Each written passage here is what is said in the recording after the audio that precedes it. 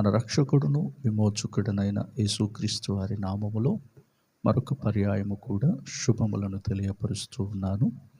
ప్రభువునందు దేవుని బిడలారా, మరి నిన్నటి దినమందు లైవ్ ప్రోగ్రాము మేము చేయలేకపోయాము.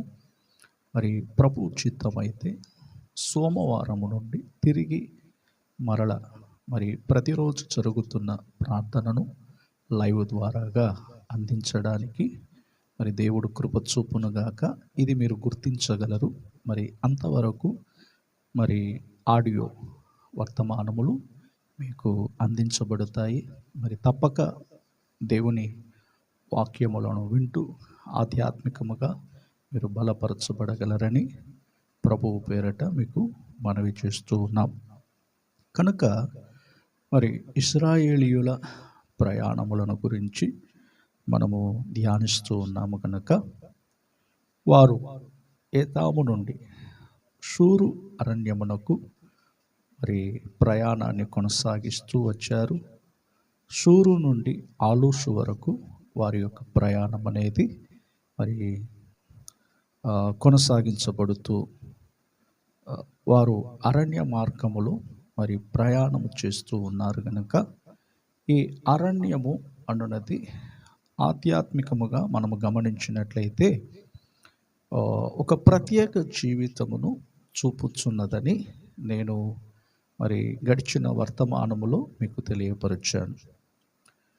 ఒక ప్రత్యేకముగా దేవుని బిడలు ఈ భూమి మీద మరి ప్రభువు కొరకు బ్రతుకుచూ ఉన్నారు. కనుక మనలో ఏమాత్రము కూడా మరి నిరుత్సాహపడకుండా, అధైర్యపడకుండా, సొమ్మసిల్లిపోకుండా ఈ క్రైస్తవ మార్గములో ఈ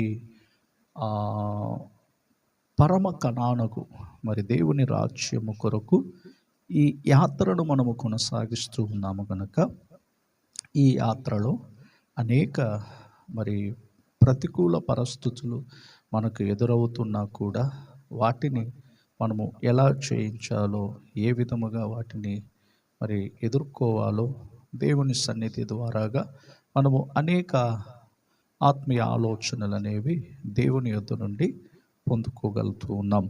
ఎందుకంటే ఒక క్రైస్తవ జీవితం అనేది మరి జయ జీవితము చేసే అనుభవం. నేటి క్రైస్తవులు మరి ఏ విధముగా ఉన్నారో మనందరికీ తెలిసిన కార్యములను మనము ఎలా రక్షణ పొందామో అనే విషయాన్ని కూడా ఈ రోజుల్లో మరచి మరి బ్రతుకుతూ ఉన్నారు. కనుక ప్రత్యేకముగా మరి పిలువబడిన వారు అనేకులు, మరి దేవుని రాజ్యము కొరకు అనేక మంది పిలువబడుచు ఉన్నారు. మరి ఏర్పరచబడిన వారు కొద్ది మంది అని చెప్పి వాక్య భాగములలో మనం చదువుతూ ఉన్నాం. ఎందుకంటే ఈ లోకం అనేది మరి సుఖభోగము, అదే సమయంలో అధికారము, కీర్తి, అల్లరితో కూడిన ఆటపాటలు, మరి నాగరికత, అనేక ఆకర్షణలు, వశీకరింపదగిన కార్యములనేవి ఈ లోకం అనేది ఇస్తూ ఉన్నది. అయితే ఆత్మ సంబంధమైన మనుష్యునికి లోక సంబంధమైన ఈ కార్యములన్నీ వ్యర్థముగాను, నీళ్లు లేక ఎండియున్న అరణ్యముగాను కనబడుచున్నదని మరి గత వర్తమానములో నేను మీకు తెలియజేశాను. కనుక నా ప్రియ దేవుని ప్రజలారా, మరి ప్రత్యేకముగా ఉండడం అనేది ఏంటి? ఎలా మనం ప్రత్యేకంగా ఉండగలం? లోకములో ప్రత్యేకంగా బ్రతకాలంటే ఏదైనా ఒక మరి హిమాలయ పర్వతాలకు వెళ్ళిపోవాలన్నా, ఎవరు లేని నివాసమే లేనటువంటి ప్రజల దగ్గర నివాసమే లేనటువంటి ఆ ప్రాంతాలకు మనం వెళ్ళాలన్నా అనే ఆలోచన చాలామందికి వస్తుంటుంది. మనం ఎక్కడికి వెళ్ళని అవసరం లేదు. మరి దేవుని రాజ్యము మరి ఏ విధముగా మరి కట్టబడుచు ఉన్నది, దేవుని యొక్క రాజ్యము కొరకు ఏ విధముగా ప్రయాసపడుతూ ఉన్నారు. ఎందుకంటే అపోస్తులుల కార్యములలో మనము గమనించగలం. అపోస్తులుల కార్యములలో మనం గమనించినట్లయితే 2వ అధ్యాయము మరి 40వ వచనాన్ని మనం చదివేటప్పుడు అపోస్తులుల కార్యములు రెండవ అధ్యాయము 42వ వచనము ఇలా చెప్తుంది.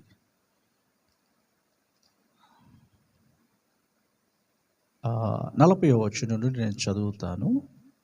ఇంకను అనేక విధములైన మాటలతో సాక్ష్యం ఇచ్చి మీరు మూర్ఖులకు ఈ తరము వారికి వేరై రక్షణ పొందుడని వారిని హెచ్చరించెను.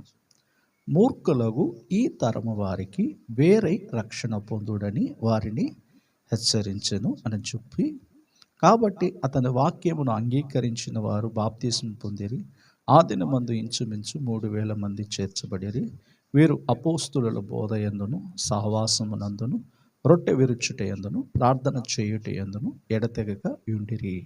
అప్పుడు ప్రతివానికి భయము కలిగెను, మరియు అనేక మహత్కార్యములను సూచక క్రియలను అపోస్తుల ద్వారా జరిగెను అని చెప్పుచూ ఉన్నాడు.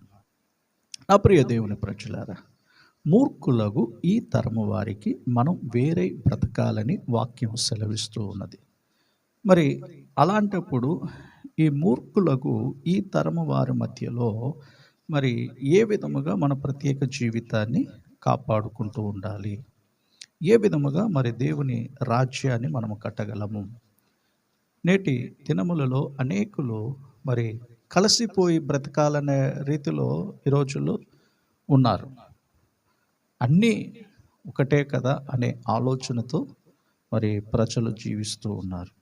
అయితే దేవుని వాక్యము మరి క్షుణ్ణంగా పరిశీలన చేసినట్లయితే యెషయా గ్రంథము 52వ అధ్యాయము 11వ వచనములో మనం చదవగలము. యెషయా గ్రంథము 52వ అధ్యాయం 11వ వచనములో ఇలా చెప్తూ ఉన్నది. పోవుడి పోవుడి, అచ్చటి నుండి వెళ్ళుడి, అపవిత్రమైన దేనిని ముట్టకుడి, దాని యొద్ద నుండి తొలగిపోవుడి.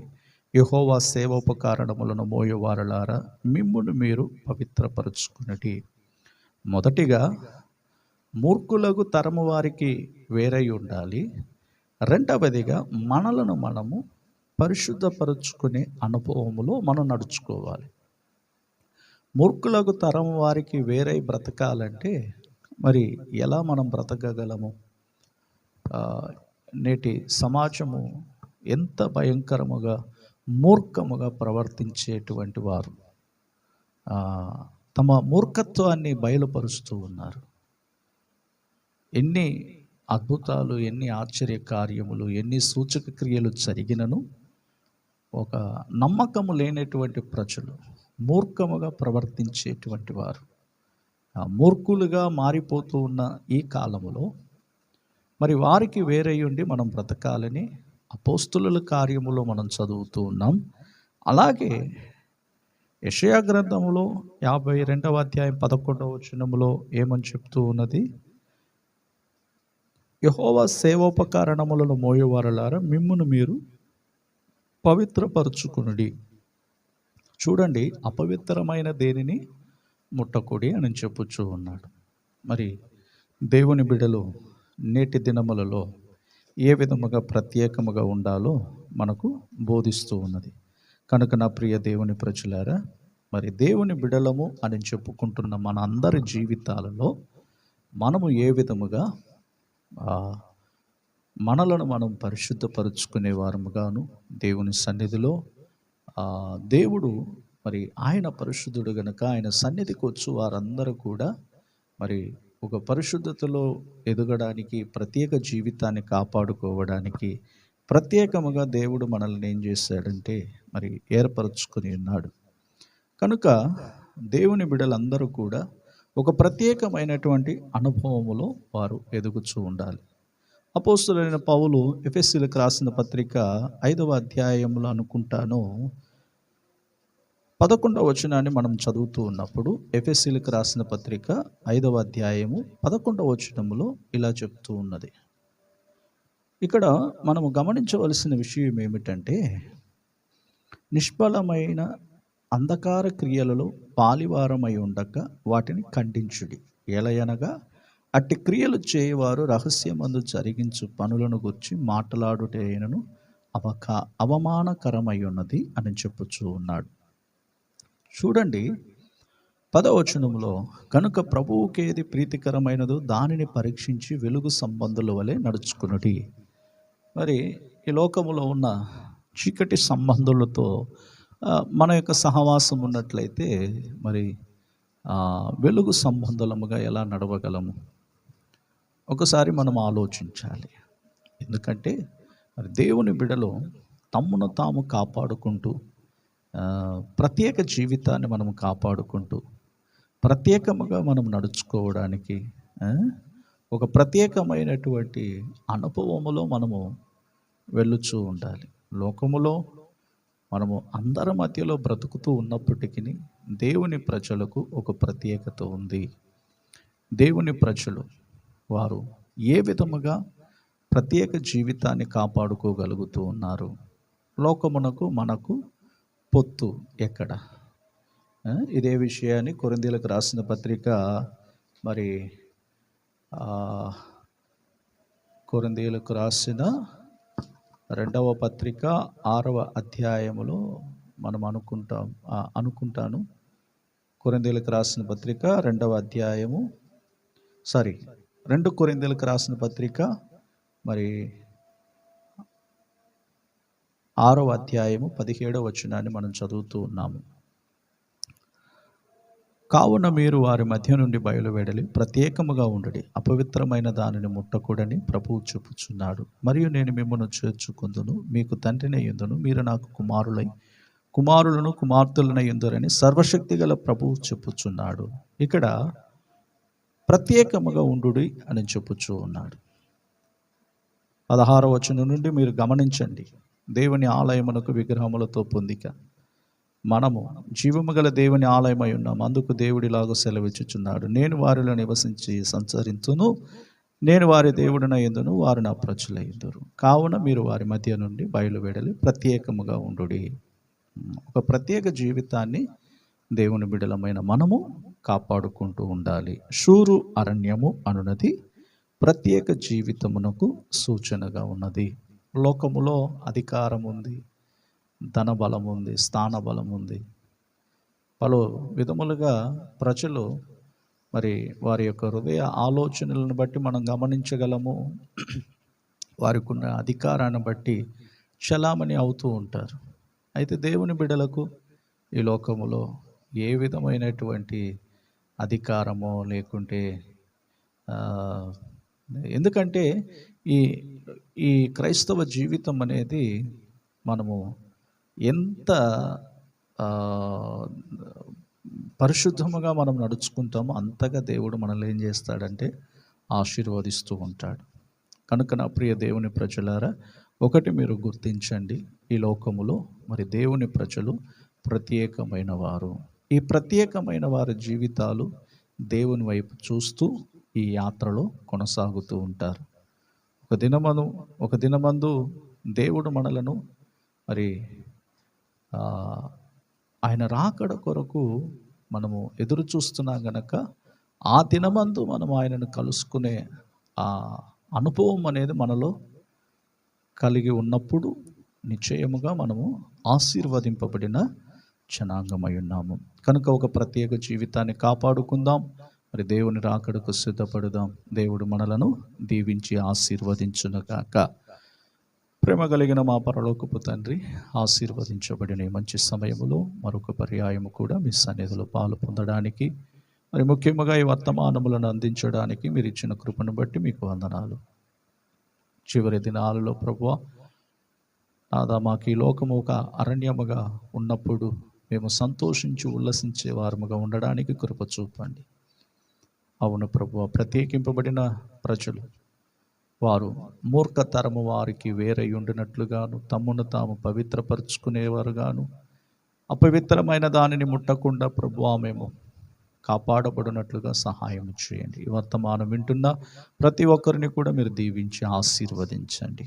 దేవా, మీ సన్నిధిలో ప్రతి ఒక్కరు కూడా ప్రత్యేక జీవితాన్ని కాపాడుకునే కృపను దయచేయము. సమస్త స్తుతి, ఘనత, మహిమ, ప్రభావం మీరు పొందుకొని విన్న వర్తమానమును బట్టి మమ్మల్ని అందరిని కూడా మీరు నడిపించి మీరు అక్కడికి సిద్ధపరచుమని యేసు నామములో ప్రార్థించుచున్నాము తండ్రి, ఆమేన్.